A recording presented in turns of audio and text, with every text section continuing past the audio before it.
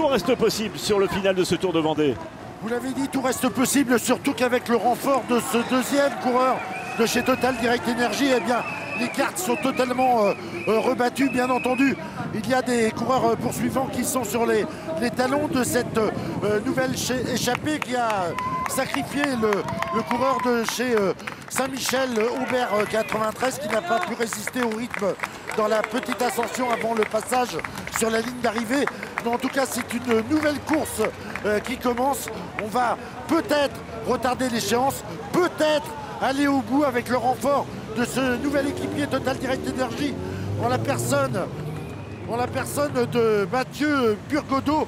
Mathieu Burgodeau qui appartient à cette génération de coureurs qui peut prétendre au classement des jeunes de cette Coupe de France. De même que son compagnon d'échappée qui a eu l'intelligence de l'attendre, Brian Nolo. Donc on a une échappée qui est complètement relancée. On a le sentiment qu'ils peuvent y croire encore. Oui, ça éclate de partout. De Jean-Marc, ça commence un petit peu à éclater au niveau des échappés des 8 coureurs en tête. Ils sont 7 maintenant avec le décrochage de Anthony Maldonado. 17 km à parcourir.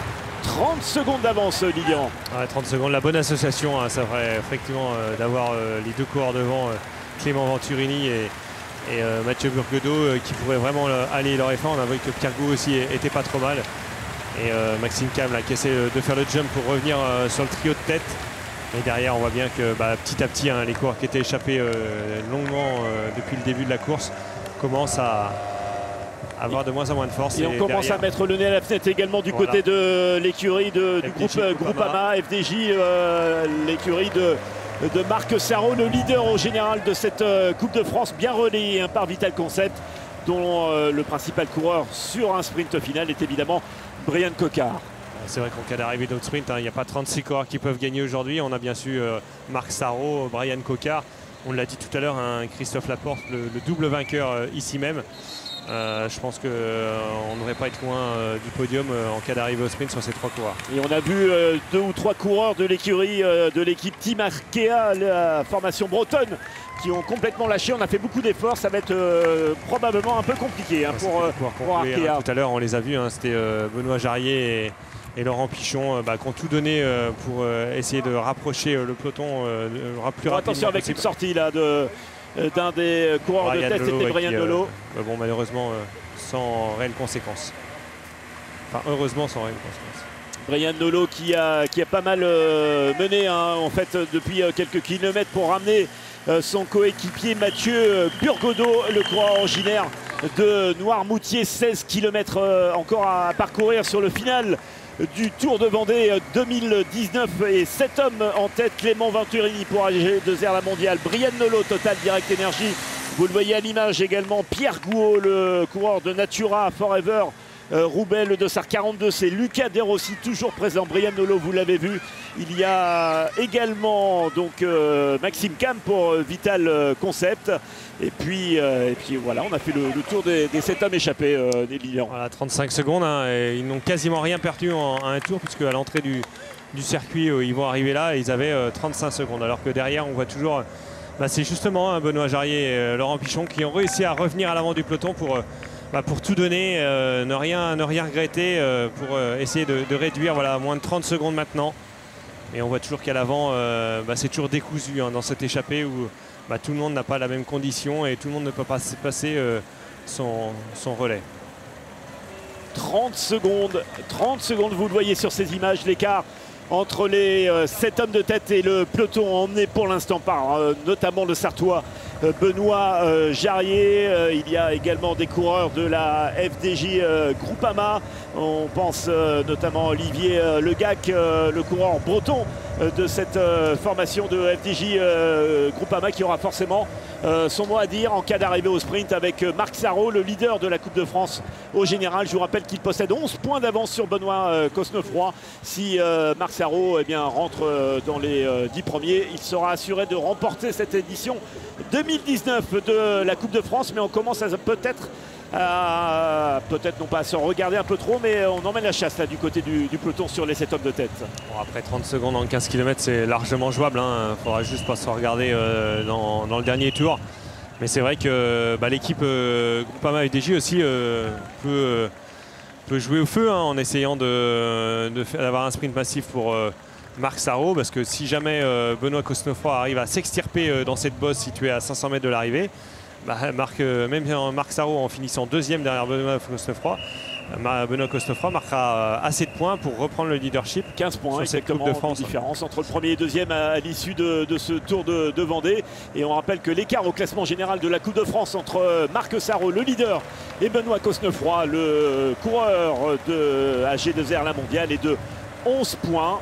Mais ce sera un véritable exploit. Ça se regarde alors que là, voilà, donc c'est Mickaël Delage qui reprend devant pour les teams FDJ Groupama, qui va essayer de réduire cet écart.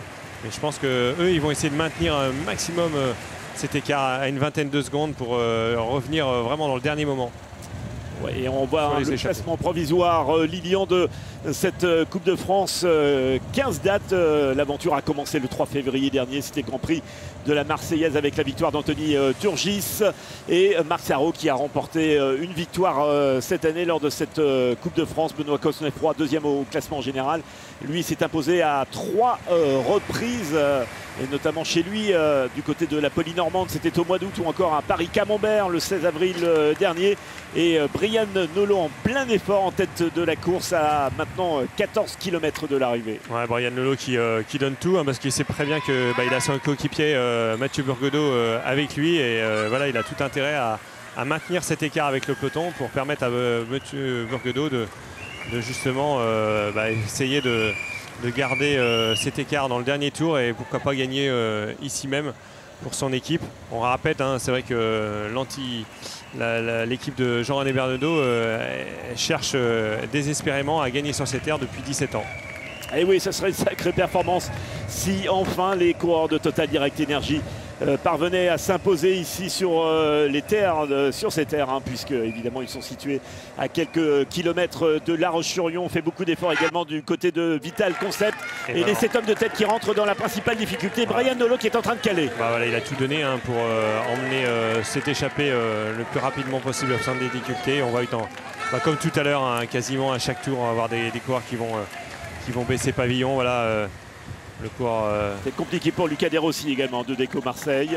Alors est-ce qu'on va assister à des attaques, peut-être pas à ce tour-là, mais je dirais dans les 2 prochains passages, il ne serait pas étonnant de voir des attaques. Et notamment de Mathieu Burgodeau. Ouais, Mathieu Burgodeau qui semble être en forme là sur cette... Il est en forme parce qu'il est frais, c'est vrai que lui, ça fait qu'une vingtaine de kilomètres qu'il a échappé maintenant et il se retrouve avec des coureurs qui ont plus de 100 km d'échappée dans les jambes. Il est en tête là, vous le voyez. Par Clément Venturini qui est derrière, qui paraît assez bien. C'est vrai que derrière ça grimace vraiment et on suit échappé. Ouais, on suit du côté de Pierre Gouault également le Dossard 55.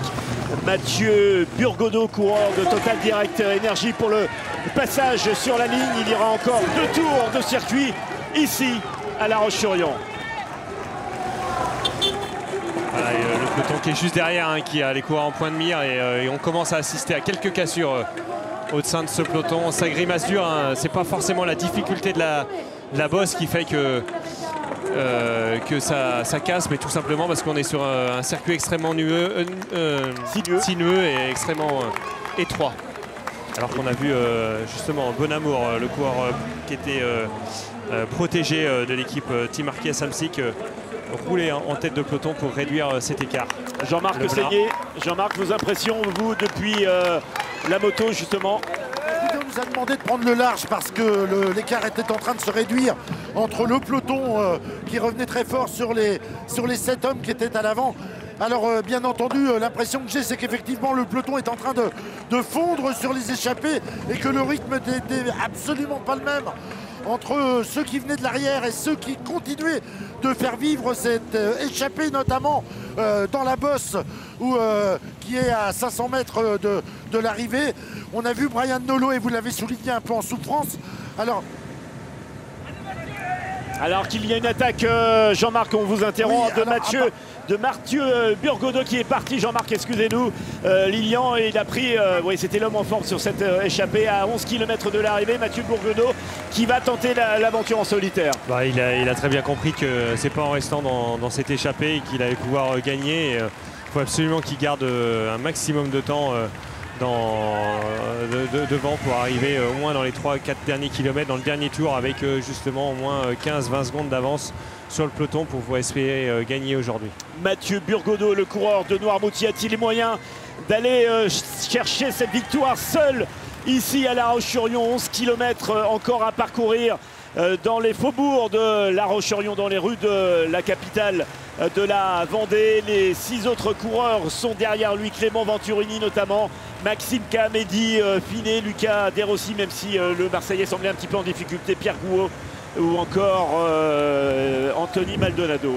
Il a été repris, Anthony Maldonado, le coureur de l'écurie de Saint-Michel-Aubert. Il donne vraiment tout ce qu'il a, hein. Il a 10 km quasiment un chrono individuel sur un circuit sinueux qui n'est pas forcément pour le désavantager, hein. C'est vrai qu'on l'a vu tout à l'heure, hein. C'est pas forcément facile de s'organiser derrière. Et on risque surtout d'avoir de multiples attaques à l'arrière dans le peloton. Et c'est un peu c'est un peu le peloton qui va décider si Mathieu Burgodeau peut gagner aujourd'hui, au moins dans les 5 prochains kilomètres. Le joli numéro de Mathieu Burgodeau, le coureur de Total Direct Energy. 17 ans que l'écurie, la formation vendéenne ne s'est pas imposée sur ces terres. Il semble que ce soit Clément Venturini qui soit parti à la recherche du coureur de Noirmoutier. Le peloton, comme vous l'indiquez, Lilian, est en train d'exploser. On voit des coureurs, donc les coupes de Cajaroual, qui on n'avait quasiment pas vu pointer le bout de son nez à l'avant du peloton. On a vu aussi le coureur Cofidis Soupe de Geoffrey Soupe. Voilà, Geoffrey Soupe qui Cofidis qui n'a plus de coureur à l'avant, et qui va essayer de faire le forcing pour privilégier une arrivée massive pour son sprinter Christophe Laporte. Et on est parti peut-être pour un exploit pour Mathieu Burgodeau, le coureur de Total Direct Energy, bien relié tout à l'heure par Brian Nolo. Mathieu Burgodeau, jeune coureur, deuxième année professionnelle. On l'avait vu qui est passé pro l'année dernière. Qui avait fait forte impression chez les amateurs en gagnant dès sa première année senior la plus belle classique bretonne Manche Atlantique. Et on voit là ce jeune coureur qui va peut-être pouvoir inscrire une première victoire à son palmarès chez les professionnels aujourd'hui. L'équipe de Benoît Genozo et de Jean-René Bernaudot qui était prête avant ce Tour de Vendée. Et cette fois-ci, peut-être qu'elle va enfin toucher au but après de nombreuses déceptions. On voit les deux autres coureurs partis, mais le peloton va revenir. C'est en train d'exploser là du côté du groupe des poursuivants. Ouais, on voit que déjà dans le peloton, on regarde, voilà, c'est complètement décousu. On voit qu'il n'y a aucune organisation, et c'est très profitable pour Mathieu Burgodeau, qui lui, on l'a vu, donne tout ce qu'il a et a encore une belle allure à moins de 10 km de l'arrivée. Et là, on voit que derrière, même ses coureurs, le team Total Direct Energy, justement, ils viennent rouler devant pour casser cette organisation, et on voit que aucune organisation, alors que Mathieu Burgodeau a vraiment une bonne allure. Petit coureur par la taille mais grand par le talon, on le voit bien là, aérodynamique, les mains en bas. Je pense que la prochain passage dans la difficulté qu'on a vu tout à l'heure, ça sera vraiment déterminante. Il va falloir que lui monte bien, et en espérant que derrière il n'y ait pas trop d'attaques pour des coureurs qui fassent le jump. Mathieu Burgodeau qui a quitté le peloton tout à l'heure pour revenir sur les 7 hommes échappés. Ensuite, il les a lâchés sur le final de ce Tour de Vendée 2019. On est parti avec 2 coureurs en contre-attaque sur le coureur de Noirmoutier. On semble renoncer là du côté de Clément Venturini. Il reste 8 km maintenant dans cette édition 2019 du Tour de Vendée. On rappelle l'enjeu également au classement général de la Coupe de France avec Marc Sarrault qui possède 11 points d'avance sur Benoît Cosnefroy. Marc Sarrault, s'il termine par exemple dans les 8 premiers, il sera assuré de remporter quoi qu'il arrive le général de cette Coupe de France 2019, et il pourra succéder au coureur de Cofidis, Hugo Hofstetter. Ouais, on annonce 12 secondes sur le duo qui était juste derrière, et une vingtaine de secondes sur le peloton. Et là, Mathieu Burgodeau qui va tourner à gauche pour aller chercher l'avant-dernière difficulté. Et on voit Clément Venturini qui est Mathieu Bourgodeau engagé dans un contre-la-montre extrêmement contraignant là. Exercice de haute intensité. Énorme effort du coureur de Noirmoutier. 10 secondes d'avance, 7 km. Va-t-il pouvoir résister au retour du peloton ensuite? Eh bien, tout pourrait se jouer au sprint, Lilian. Ouais, il faudrait que ça se joue au sprint, mais je pense qu'avec le pot de coureur maintenant au sein du peloton et la difficulté proche de l'arrivée, ce ne serait pas étonnant quand même de voir des coureurs s'extirper à l'approche du final, alors qu'on voit que derrière, justement, c'est l'équipe de Benoît Cosnefroy, l'équipe AG2R La Mondiale, qui a bien compris que ce n'est pas l'équipe de la Française des Jeux qui allait rouler pour revenir à l'avant.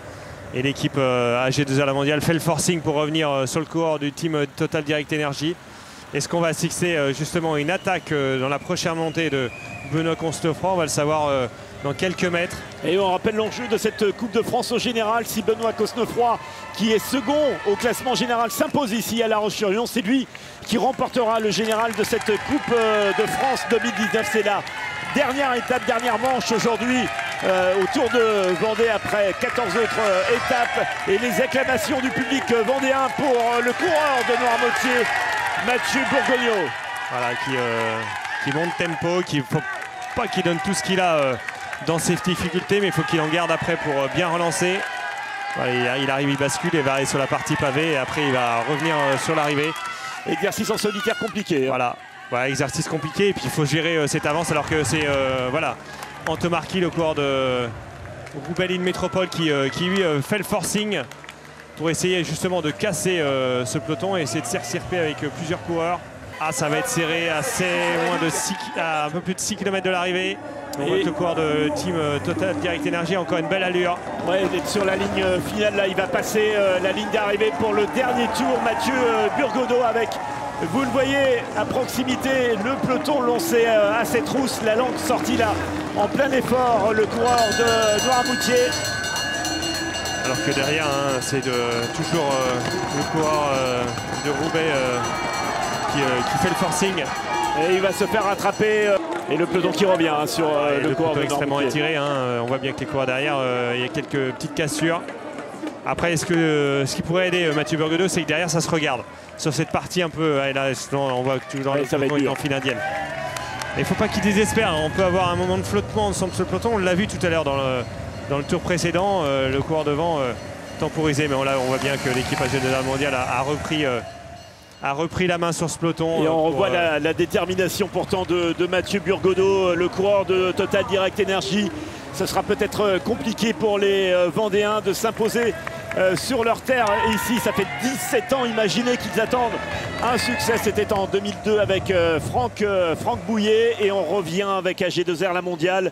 Peut-être pour mieux lancer Benoît Cosnefroy qui irait chercher peut-être la victoire ici sur le Tour de Vendée et au général lors de cette Coupe de France 2019, mais toujours 10 secondes d'avance et un peu plus de 5 km à parcourir. Moins de 10 secondes, là. Il a 4-5 secondes, c'est voilà, il y a une dizaine de mètres, ça va être compliqué. Là, voilà, il va se faire reprendre par le peloton et on risque d'assister au moins à l'arrivée dans cette dernière difficulté située à moins de 500 mètres de l'arrivée.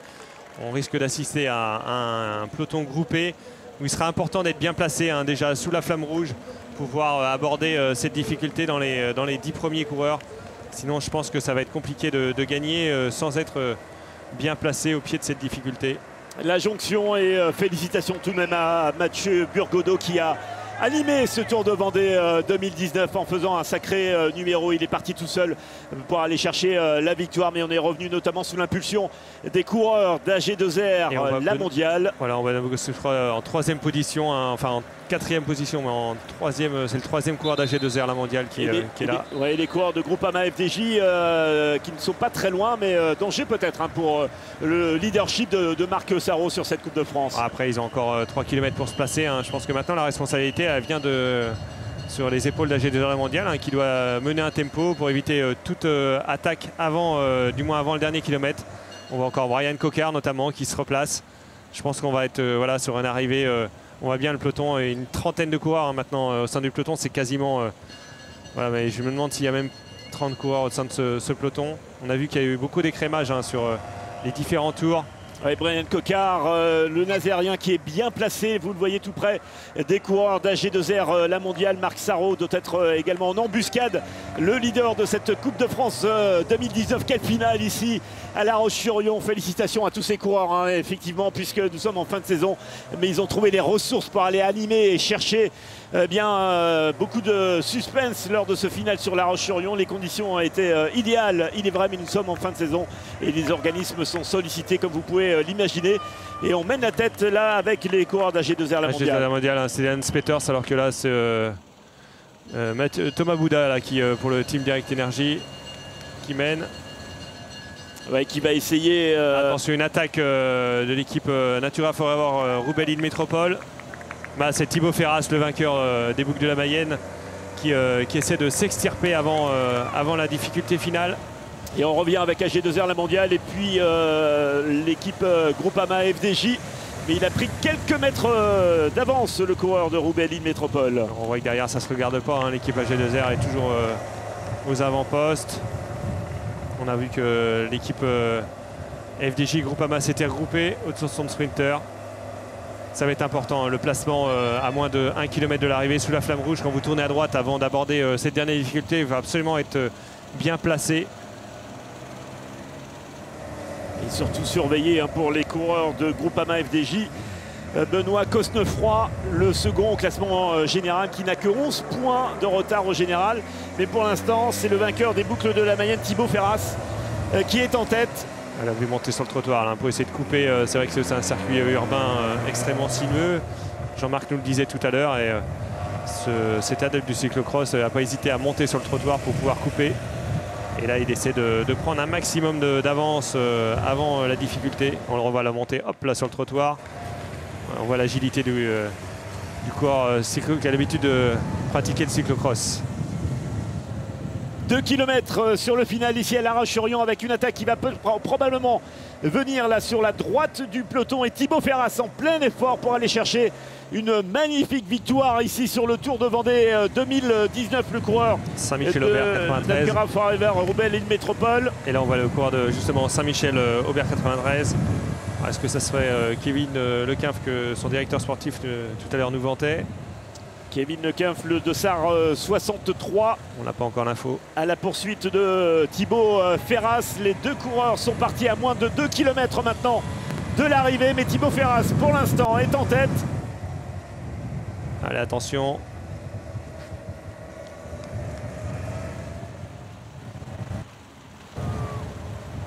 Thibaut Ferras en plein effort. Avec peut-être sur cette vue aérienne effectivement Kevin Lequinf, mais c'est à confirmer. Nous sommes entrés dans le dernier kilomètre, le final de ce Tour de Vendée 2019 avec Thibaut Ferras, qui avait magnifiquement remporté les boucles de la Mayenne l'été dernier au mois de juin. Mais le peloton va peut-être revenir sous l'impulsion des coureurs de Groupama la voiture, FDJ. là, c'est... Oui, Lilian. Non, on voit bien que l'équipe Groupama FDJ qui n'est pas le temps de diverger, alors que Kevin Reza remonte son coureur Brian Coquard. On voit que voilà, les coureurs, c'est absolument important de se placer juste avant de tourner à droite, ici même pour aborder la dernière difficulté en tête. Voilà, ce virage à plus de 90 degrés. Et ensuite, on va fondre sur la ligne d'arrivée, sur la rue Napoléon ici, où le public de La Roche-sur-Yon et de la Vendée est venu en nombre. Vous voyez Kevin Reza qui va peut-être essayer d'emmener Brian Coquard. Qui s'est relevé, et là on voit les coureurs de la FDJ Groupama. Brian Coquard également qui n'est pas très loin. Marc Sarraud qui doit être présent également aux avant-postes. Et voilà, Benoît Cosnefroy à droite là, qui va essayer de tout donner pour aller anticiper le sprint finale. et pouvoir marquer de gros points pour remporter cette Coupe de France. Il est parti. On le voit, il est là, il a fait quelques mètres. Brian Coquard qui essaie de le suivre derrière. S'il s'impose, il remporte le général. Mais on ne voit pas Marc Sarraud. Marc Sarraud n'est pas dans les 10 premiers coureurs, on ne le voit pas. L'exploit tenté par Benoît Cosnefroy, le pilote, le coureur de AG2R, la mondiale. Voilà, Brian Coquard dans sa foulée. Quelque part, peu importe la place qu'il va faire aujourd'hui, il faut absolument qu'il marque de gros points pour prendre le leadership. On l'a dit, une 8e place suffirait pour en marquer suffisamment de points si Marc Sarraud ne rendrait pas dans les 15 premiers. Et on ne voit pas Marc Sarraud dans la relance. Benoît Cosnefroy, Marc Sarrault. Oui, c'est Marc Sarrault là Qui prend les devants devant le coureur de AG2R La Moviale. Ce sera le sprinter originaire de Vierzon qui va être le plus fort sur la ligne droite d'arrivée ici. Marc Sarrault, Christophe Laporte juste derrière, mais qui n'aura pas faire le coup. Au sprint. Voilà. Et le vainqueur au général de cette Coupe de France 2019. Quelle finale, quel emballage entre les deux leaders de cette Coupe de France et la victoire qui revient coup double pour Marc Sarrault. La victoire ici sur le Tour de Vendée, on le revoit. Voilà, et la victoire au général également de cette Coupe de France 2019. Marc Sarrault qui renforce son leadership. C'est vrai qu'il était bien resté derrière, on ne l'avait pas forcément vu à l'image. Il était bien resté derrière en 4e position. On va voir Marc Sarrault donner toute sa puissance. Benoît Cosnefroy qui a essayé qui a tout donné pour essayer d'anticiper ce sprint massif. Mais là on voit bien les 3 sprinteurs qu'on citait, hein, Marc Sarrault, Christophe Laporte qui fait 2 et Brian Cocard 3. Voilà, il n'y a pas de doute, on assiste aujourd'hui à encore un sprint massif, même si ces sprinteurs avaient déjà pris quelques mètres d'avance à moins de 300 mètres de la ligne. On est avec Marc. Marc, en plus de cette victoire de la Coupe de France, il y a la manière. Ouais, le but c'était de ne pas perdre la Coupe de France aujourd'hui, quitte à perdre la course. Et les autres équipes ont roulé, donc après ça fait notre jeu pour jouer la victoire, mais il y avait le risque de perdre aussi la Coupe de France si Benoît gagnait. Et bon, la victoire c'est un bonus. Je me sentais bien aujourd'hui et je suis vraiment content, c'est top.